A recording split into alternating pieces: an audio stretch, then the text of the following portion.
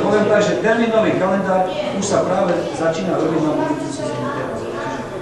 O chvíľu budeme vedieť, ako štartujú okolité ligy, Bundesliga, Rakúska liga, Česká liga. Na základe toho sa postaví Slovenská liga, Česká liga a tak ďalej, územky prvé ligy.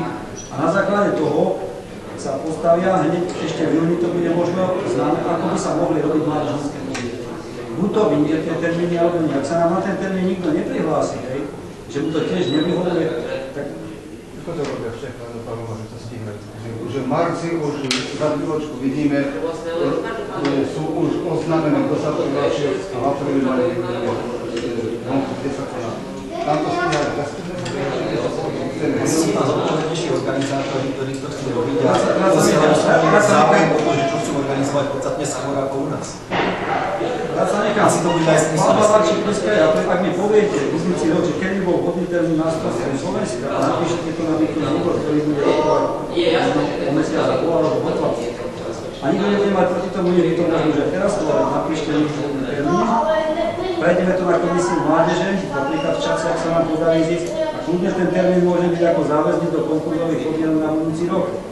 Ale potom si niekto taký termín musí stať, a keď sa na ten termín neprihlási, tak sa vás pýtam, že prečo. Tak ste tam vy na to, máte komisiu, ale nedávajte termín, že vy vyhlásite až septembru. Tak si dajte ten rozdiel väčší na to, aby bolo čas vyháňať. Mňa napríklad, že nemohol, ani ma neoslovil, ale za 3 roky ani predtým nikto neoslovil. Ja som si vždy písal, keď som chcel, ale potom, aj keď bol problém, nikto neoslovoval. Čiže tam je niečo nie v poriadku a keď si nechcete pripustiť, tak zase. Ja sa nepripustím, lebo ja som flexibilný v tomto smere, ale ak sa vám na daný termín, ktorý je vypísaný, nikto neprihlási, tak radšej zrušíte podujatie, alebo umožníte tomu inému, ktorý sa prihlási, ale povedzme, že žiada posun termínu na nejaký čas, ale celkom hodné podmienky navrhne a vyriešia sa aj kolízie s inými dôležitými súťažami slovenského šachtového zväzu, tak prečo by sa neurobil tento posun? A je to ešte dostatočnom predstihu minimálne nejaké 3 mesiace. Zamyslete sa na to, čo som navrhoval. Dobre, keď to teda 4, alebo to už je na to 4 roky. Zaviažem organizátora na 4 roky, aké garancie mi dáte, akú zábezpeku mi zložíte na to, aby si že to 4 roky bude fungovať. Akú zábezpeku máme skladať? Ako mi to zabezpečíte, že to bude Moment, ale zábezpeka to je... A že ja nebudem musieť mesiac predtým hľadať nového organizátora. Ale však bude sa v podstate štývať.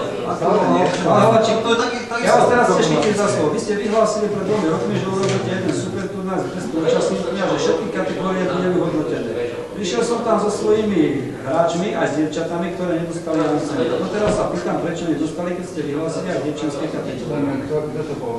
Čo to bolo? Robili ste, neviem ako sa to volal ten turnaj, Martinské veže, super turnaj sa to nazývalo. A my sme to nebolo len super turnaj, nikdy to ste sa bavili.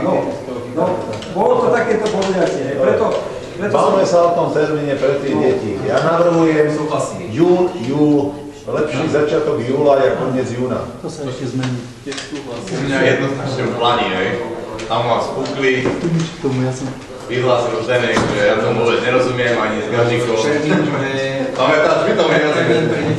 Tak bol ktoré boli, že gažik vystúpil a ja že prečo to není v júli. A ty, že vy tomu nerozumiete, koniec. V júli to nemôže byť, tak to hlavne. Keď som majstrovstvá Európy, nerozumiem. Pani Gažíková teraz môže myslíte, že prečo nie júl. V júli bývajú majstrovstvá dospelých. Júli každý rok vyhradených majstrovstvá dospelých. Ako to súvisí? Ja som chcel robiť dokladný týždeň pred majstrovstvami. Veľa mládeže je s rodičmi na dovolenkách a sa teda deje. Tak ale sa nemôže až takú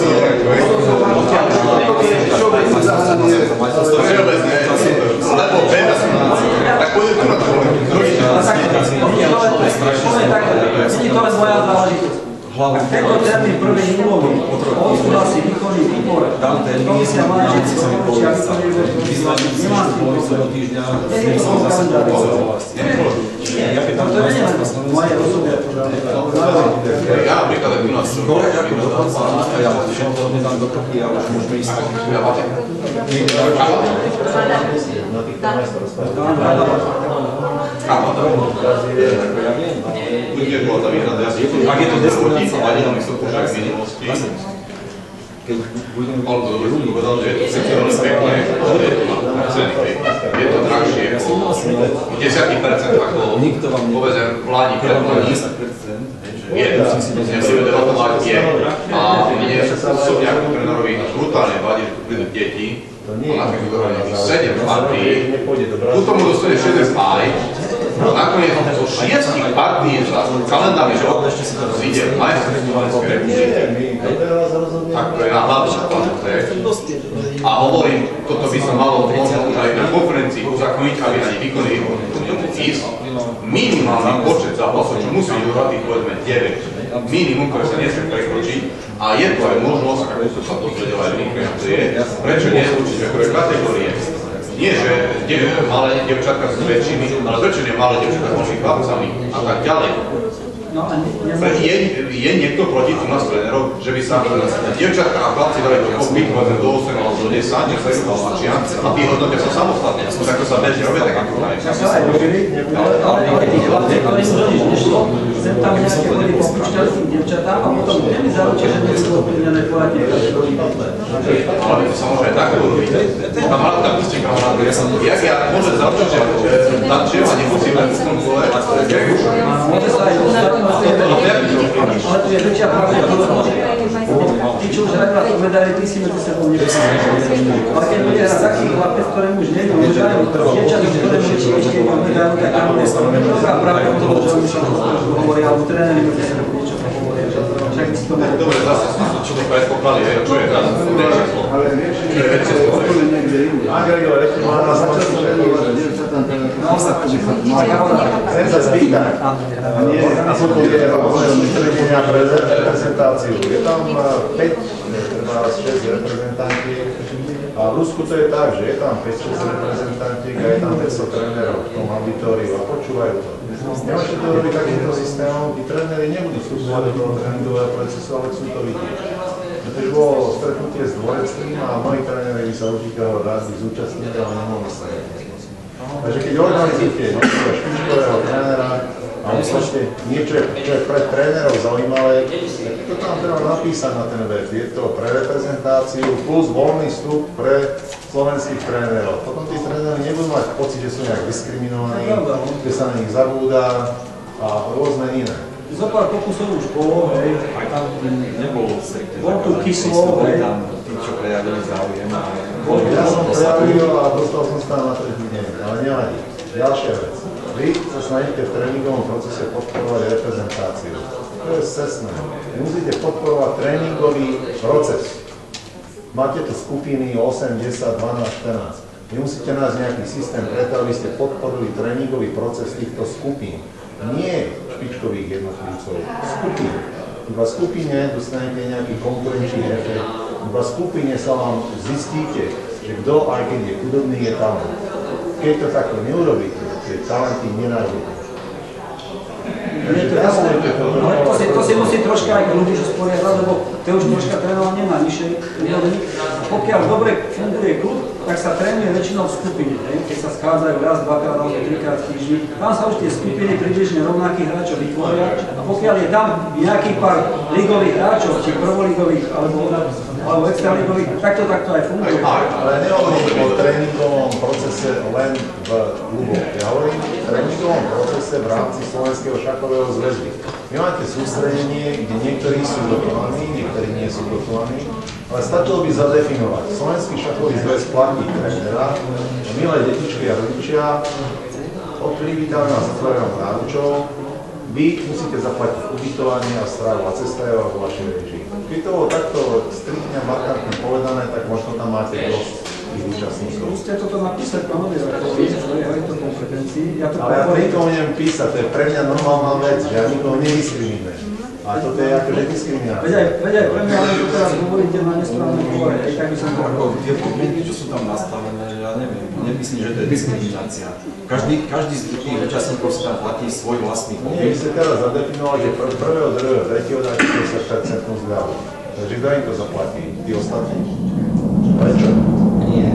No nie, 50% je to 50% platia 50% menej, ale ten zvyšok dopláca slovenský štát. Prečo? Vy ste reprezentánov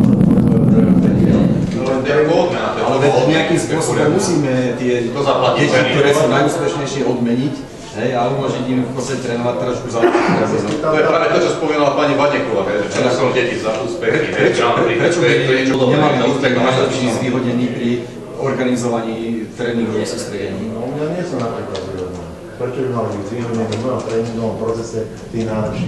Však tam mi stačí pochváľať trénera, to im podám opak tým. Však tie však nefungujú tak. Nemáme toľko dotácií na rozhazovanie. Nemáme to rozhazovanie. V prvom rade, keď chcete podporiť tréningový proces, tak ho podporte pre všetkých, ktorí majú záujem. Nie iba pre vyvolených. To je nonsens. Ja myslím, že by sme sa mohli vrátiť k pôvodnému systému TSM, čo sme tu No, ale to nefunguje. Ale fungovalo. No, fungoval, nefunguje. Jože teraz hľadá národné riešenie, čo nám povedal. A keď to začneme všetci mať, tak mám to usmielný stretnutie do Sergejom Bereziku. Ostatní by vyprávca nastavil vlak preč tým osmičkám. Chápete? Pápa Slovensko. Treba spamätať o tom, čo je.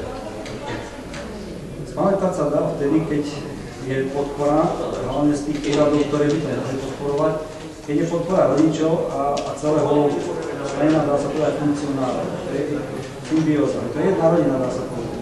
Lebo hádať teraz na nejakých funkcionárov, ktorí v podstate, čo je na prvom mieste?